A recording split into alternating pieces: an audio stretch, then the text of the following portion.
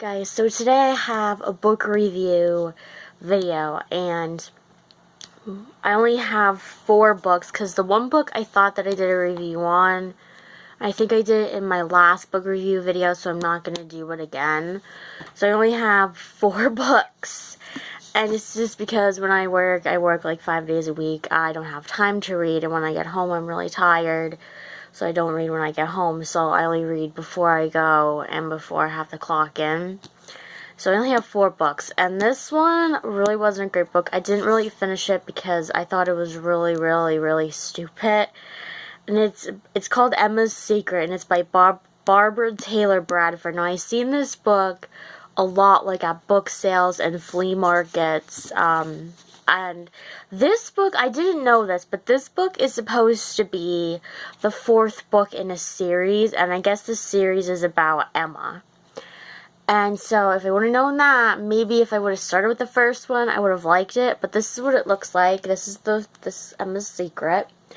And it's about this London-based family, and it's this old dowager royalty woman who has this massive dynasty of like great-grandkids, her kids, and great-great-great-grandkids and stuff.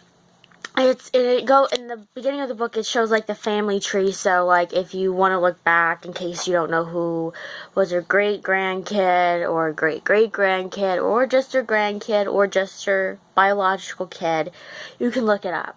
Which I think is really confusing because in a book, the last thing you want to do is have so many characters in it that you have to keep flipping through to the beginning to find out, oh, was this person whoever, and this person's married to this person. Like, it's just, to me, a waste of time.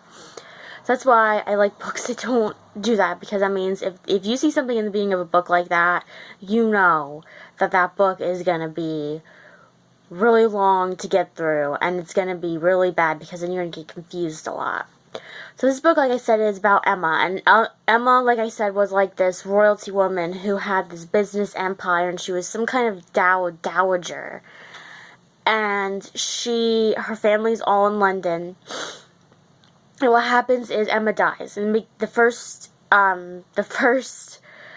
part, it's in different parts, but there's chapters in it, and the first part was like the prelude, and she died in it. And then the second part took place in the London, like, I think in the 1990s, I forget what year it was, and it was still after her death. And it takes place where this woman who comes to work for the company, and it was her mother knew Emma, and you don't find that out until like the end of the book, which I really didn't get to because I really didn't finish it. The next part of the book, there's another part to it, and it takes place during, I think it was World War One. It was World War One or World War Two, where we finally figure out how Emma and this woman's mother meet and stuff like that. But it wasn't really good. Like, I really didn't enjoy it. I mean, to me it was a really dry book where it was just really boring. I really didn't like it. Maybe it was just because I didn't start out in the beginning of the series. I didn't even know it was a series because nowhere on this book does it say that it's a series. Nowhere. And it was just when I bought this, it was at a book sale. It was just by itself, so I didn't know that it was a saga or a series or whatever you want to call it until I Googled it. And when I Googled it, it said it was the fourth book in this series, and I was like, okay, maybe that's why I didn't like it. So this book I just finished today, and it was a really good book. When I first started reading it, I really didn't think it was going to be a good book because it really wasn't. It didn't seem like it was going to be, but it turned out really good in the end. And this is by Emily Giffin. I read her other 2 books. I know she has another one out, but I don't have that one. I read the Something Barred and Something Blue book. I did book reviews on them. I don't know what book review it's in, but I know I did book reviews on both those books. And this is called Baby Proof. And this is what it looks like. And basically what it is about this woman who she never had the maternal gene in her body. She always said she never wants to have kids. She never will have kids because she just doesn't want to. So she marries this man. Her name was Claudia. She marries this man named Ben. And Ben was the same way. He didn't want to have kids. He just didn't think that he was the right person to have kids. And what happens is, in the book, he changes his mind. And they have a big fight about it. And they get divorced over it.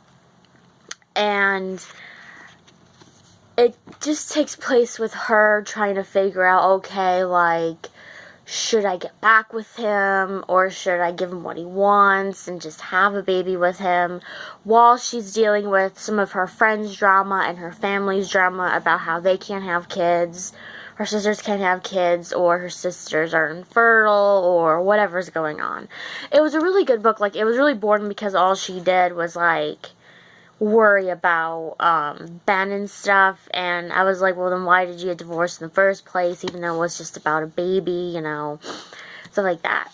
And you'll have to read to the end to see if they have a baby or not. But it's a really good book. I really liked it. Like I said, the beginning was kind of boring, and I didn't really like it, but then in the middle and the end, it got better. So this book, all these books, except for the one I'm going to show you, the last one I'm going to show you, came from a book sale, and the last one I got from Walmart. So this is called A Treasury of Royal Scandals, the Shocking Truths of History's Wickedest, Weirdest, Most Wanton Kings, Queens, Czars, Popes, and Emperors. And I don't know how to say this person's last name, so I'm not even going to say his last name, but it's Michael. And this is what it looks like.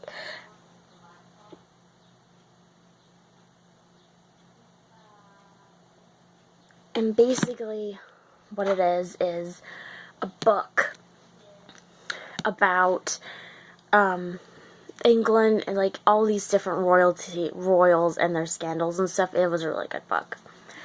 So this is the third book in the series. It's called Rise of the Isle of the Lost. And this is the Descendants series that's like a movie on Disney Channel. This is what it looks like. It's by Melissa de la Cruz or something. This is what it looks like. And it's the third book in the series. And the third book in the series, if you don't read The Descendants, it's about the evil villains of Disney movies' kids. And this is called The Rise of the Isle of the Lost, and it's about Ursula's kid, basically. So see you guys next time with another book review, with another video. I hope you guys have a wonderful day, and I'll see you guys next time.